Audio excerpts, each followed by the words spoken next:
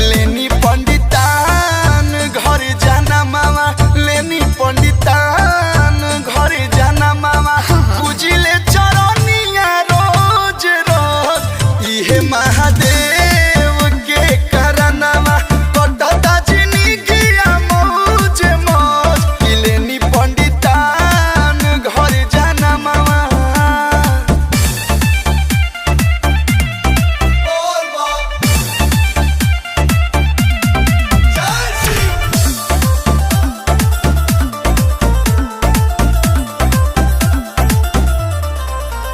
पूरा मन के हमार मन मर्जी करा, कुछ बाबा से हमारा लारजी करा। बाबा सब मनोकामना पूरा करिए।